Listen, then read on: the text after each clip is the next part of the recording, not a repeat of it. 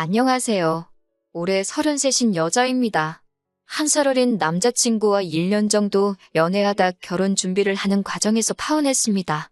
주변 사람들한테는 그냥 이것저것 맞지 않아서 헤어졌다고는 했는데 어디에다 푸념이라도 하고 싶어서 이렇게 사연을 적게 되었습니다. 남자친구는 저와 대학 동기였습니다. 대학교 다닐 때는 그다지 친하지 않았고 얼굴만 알고 지냈습니다. 대학을 졸업하고 얼마 전까지 연락도 하지 않고 지내다가 작년 이른 봄에 우연히 다시 만났습니다. 친구와 제가 술을 마시고 있었는데 친구와 계속 연락하던 남자친구가 우연히 합석을 하게 되었거든요. 사회생활하면서 이리저리 치이다가 남자친구를 만나니 다시 20대 그 시절로 돌아간 기분이 들었습니다.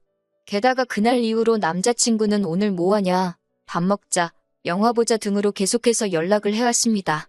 그의 적극적인 대시에 결국 저희는 사귀게 되었습니다. 저는 대학 졸업 후 일본으로 유학을 떠났어요. 어학연수로 떠났다가 본격적으로 공부를 해보고 싶어서 대학원까지 진학하기로 결정했고요. 졸업 후에는 한국으로 들어오려고 했는데 교수님의 추천으로 어쩌다 취업까지 하게 되었습니다. 그렇게 일본에서 몇 년을 머무르다 코로나가 터지기 얼마 전 한국으로 돌아와 재취업을 했습니다. 그렇게 다시 직장을 다니기 시작한 지는 2, 3년밖에 되지 않았습니다. 저희 집안이 경제적으로 아주 유복한 집안은 아니지만 그래도 제가 하고 싶다는 건 다 하게 해주신 부모님의 서포트가 있었기에 가능한 일이었습니다. 참고로 저희 부모님은 노후 준비도 다 되어 있으십니다. 그렇다고 하더라도 저는 더 이상 부모님께 경제적으로 기대고 싶지 않았습니다. 특히 결혼만큼은 제 힘으로 하고 싶었고요. 그렇기에 남자친구와 연애를 시작하면서 저는 분명히 당장 결혼할 마음이 없다고 말했습니다. 남자친구는 이해한다면서 자기도 당장 결혼할 생각은 없으니 서로 그런 건 신경 쓰지 말고 연애하자고 하더라고요. 하지만 사귄 지 6개월 정도 지난 후부터 이따금씩 대화 도중에 만약에 우리가 같이 살면 어떨까, 아이를 가지면 어떨까 이런 말을 종종 꺼내왔습니다. 그럴 때마다 제 마음은 너무 불편하고 부담스러워서 지금은 먼 미래의 이야기보단 지금의 우리한테 집중을 하자고 대화의 주제를 다른 쪽으로 돌리곤 그랬습니다. 그러다 저희가 사귄 지 1주년이 되었을 무렵 남자친구가 기어이 저에게 프로포즈를 해왔습니다. 프로포즈를 할 만큼 나를 사랑하는구나 싶어서 기쁘기도 했지만 동시에 아무런 준비도 되어 있지 않은데 어쩌지라는 걱정과 우려도 되었어요. 결국 저는 남자친구에게 나는 아직 결혼할 준비가 안 되어 있다고 미안하다고 프로포즈를 거절했습니다. 그럼에도 불구하고 남자친구는 자기가 모아둔 돈도 있고 시댁에서 집도 해주실 거라면서 제발 다시 생각해보라고 하더라고요. 그러면서 장기적으로 봤을 때는 제가 연봉도 더 많이 받으니까 자기는 손해보는 거 하나도 없다고 부담 갖지 말라고 했습니다. 그런 말을 들으면서도 저는 미안하고 부담스러워서 다시 한번 거절을 했어요. 하지만 동시에 저도 남자친구를 사랑하는 마음은 진심이었기에 친정에 이러한 일이 있었다고 말씀은 드렸습니다. 그리고 감사하게도 친정부모님이 현금 5천만 원을 지원해 주신다며 결혼을 하라고 하셨습니다. 일본에서 직장 생활을 하는 동안에는 직접 벌어서 생활비로 충당했고 국내로 들어와서는 직장 생활을 한 지 얼마 되지 않아서 많이 모으지 못한 상황이었습니다. 그래서 제가 모아둔 돈 2천에 부모님이 주신 5천, 그리고 남자친구가 모아둔 돈 8천을 가지고 결혼 준비를 시작했습니다. 저는 서울에서 태어나 초중고대학을 전부 서울에서 나왔습니다. 그러다 일본으로 유학을 떠났고 계속해서 일본에 있었어요. 약 6년간의 일본 생활을 접고 다시 본가가 있는 서울로 들어왔어요.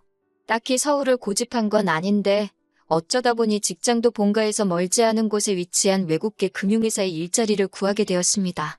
하지만 재취업을 하고 얼마 지나지 않아 코로나가 시작되었고 그 이후로 지금까지 계속 재택근무를 하고 있어요. 연봉은 6천 정도로 또래에 비해서 적은 편은 아니라고 생각합니다. 남자친구의 경우 서울에서 멀지 않은 곳에 위치한 지방의 토박이로 대학을 제외하곤 전부 그 지역에서 나왔습니다. 남자친구를 제외한 온 가족이 다 그쪽에 거주하고 있었고 남자친구도 저랑 결혼하면 다시 고향으로 내려가서 살고 싶다고 했습니다. 남자친구의 부모님은 그 지역에서 유명한 빵집을 운영하고 계셨는데 자기가 그 일을 배워서 물려받을 거라고 하더군요. 참고로 남자친구의 부모님이 준비해 주신다 하신 집도 그 지역이었습니다. 제 입장에서는 부모님과도 거리가 생기고 친구들도 자주 만나지 못하게 되니 아쉬움이 남았지만 그래도 집을 가지고 결혼 생활을 시작할 수 있으니 다행이다 싶었습니다. 그렇게 양가 상견례도 마치고 결혼식장도 정해지고 모든 것이 원만하고 순조롭게 흘러가고 있었습니다. 그러다 몇 주 전 남자친구와 함께 카페에서 데이트를 하던 때였습니다. 갑자기 남자친구가 저에게 자기는 좋겠다는 식으로 이야기를 꺼냈습니다. 저는 무슨 소린가 싶어서 남자친구에게 무슨 말이냐고 물었어요. 그러더니 남자친구가 절 보면서 실실 웃더니 본인이 얼마 전에 퐁퐁남이라는 걸 인터넷에서 봤다면서 그게 마치 자기 이야기 같다고 하더라고요. 그래서 제가 퐁퐁남? 그게 뭔데? 라고 물어봤더니 킥킥 웃으면서 궁금하면 저더러 직접 인터넷에서 찾아보려고 하더라고요. 제가 좋은 거야?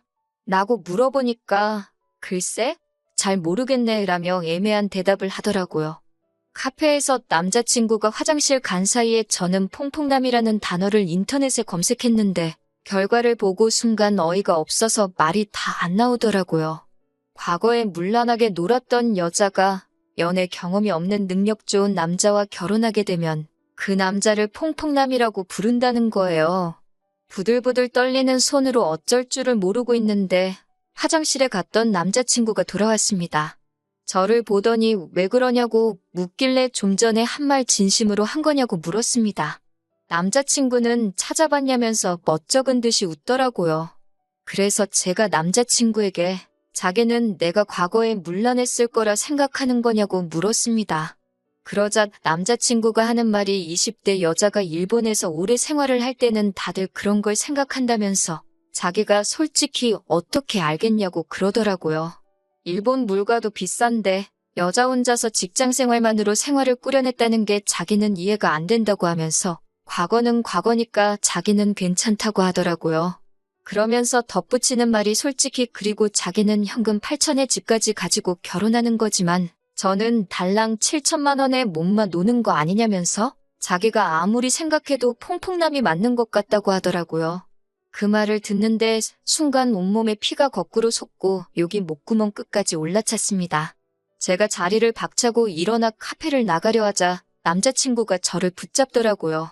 그래서 이거 놓으라고 했더니 남자친구가 아니 대화를 해서 풀고 가라고 하는 거예요.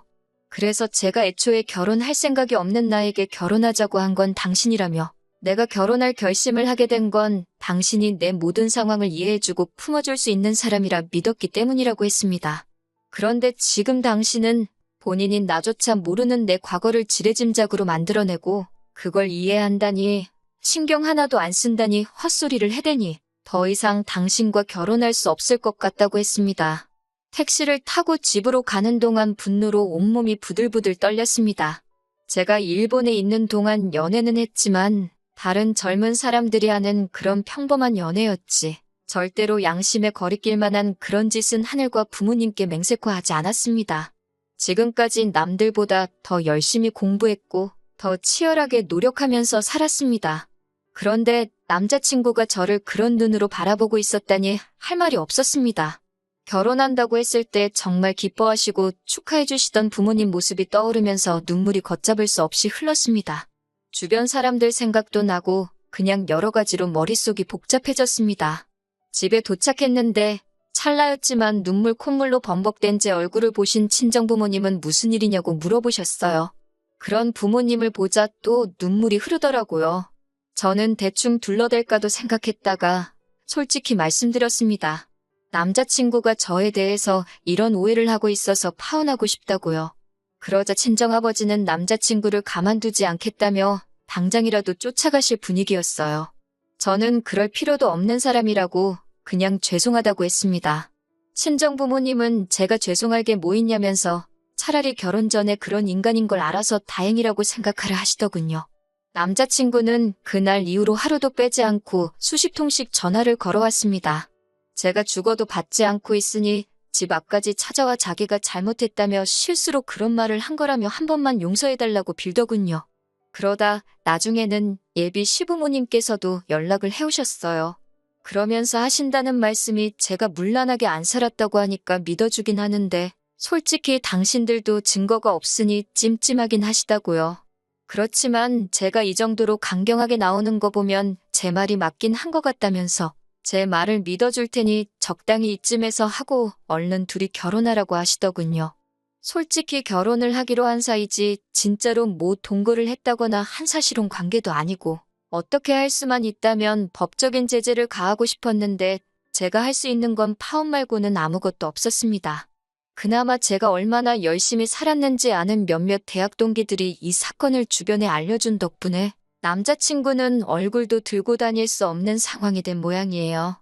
지금 생각하면 뺨이라도 한 대 올리고 헤어질 걸 싶기도 하지만 그래도 결혼 전에 이런 썩어빠진 사고방식을 가진 사람들의 민낯을 알게 돼서 다행이다 싶어요.